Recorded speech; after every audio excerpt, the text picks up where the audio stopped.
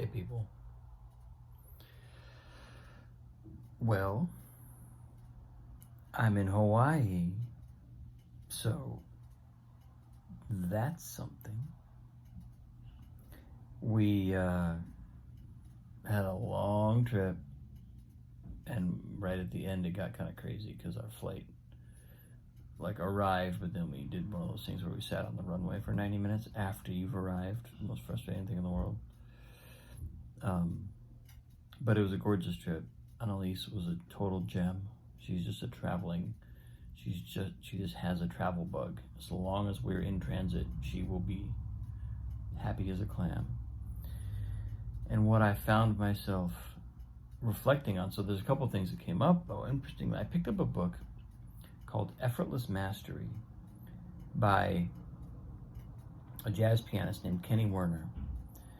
And I had a feeling, I brought it with me because I had a sense that, with everything I'm doing, that his book would be a great resource, just a great kind of jogging of my memory, great stimulation, great inspiration. And the thing is, it sort of blew my mind. This is a book that I read. He wrote this book, I checked the date, he wrote it in 1996. I read it in probably 2001, maybe. And it's a kind of a meditative approach to music as a spiritual practice kind of thing. He said so many things that have been coming out of my mouth. It's almost like I've been plagiarizing him inadvertently for the last 6 months as I really lean into my own kind of mindful piano course and approach. But what is really coming through is that this is a path, and it's there's so many details about what he said, and I'm going to unpack some of this when I have a chance to. I've already resolved that I'm going to read the book once on this trip. If not, and I might even read and then read it again. And I might even read it again and then take notes while I'm here. But because there's just nugget after nugget after nugget after nugget after nugget of ideas that feel germane and relevant and important and clarifying. But the main sort of thrust of this was, I'm feeling like I'm finding a community. I'm finding my community of people who see music in this way. One of the things he said is, this is one insight that I can offer now, which is, he talked about this idea. This has been something that happened to me too. At some point, I reframed for myself. Music is not number one. Music can't be number one because spiritual practice and connection to oneness, connection to the infinite has to be number one, because that orients everything else.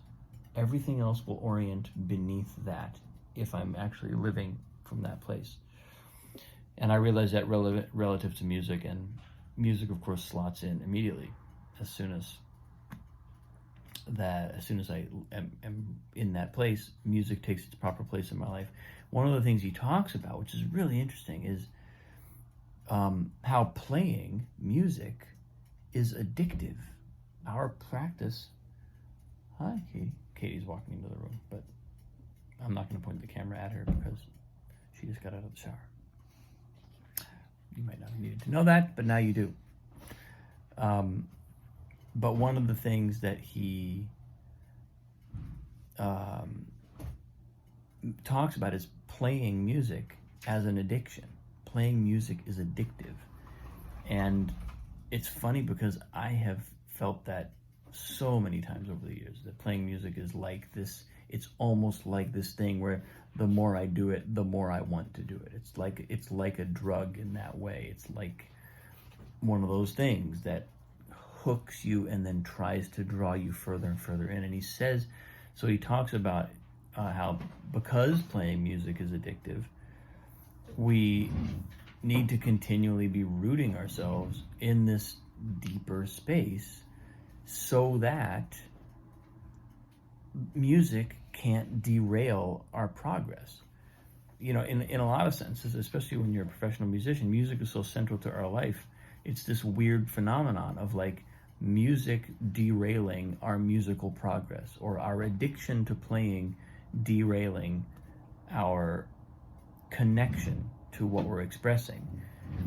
And that, I just found that a really clarifying nugget to pick up today, because it's something I've been saying. I've been talking about how I have to make this other dimension of my life number one, otherwise music gets disoriented, or music and everything else gets disoriented.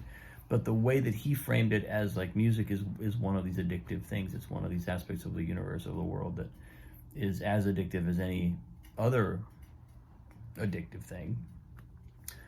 Kind of like the key went into the lock a little deeper on that. I was like, oh, okay, yeah, that makes sense. And it's also, it kind of gives me permission to understand, or to realize that music is that, instead of having to act like, well, music isn't really that, or playing isn't really that. Really realize that it kind of is, and that's part of what this equation is all about.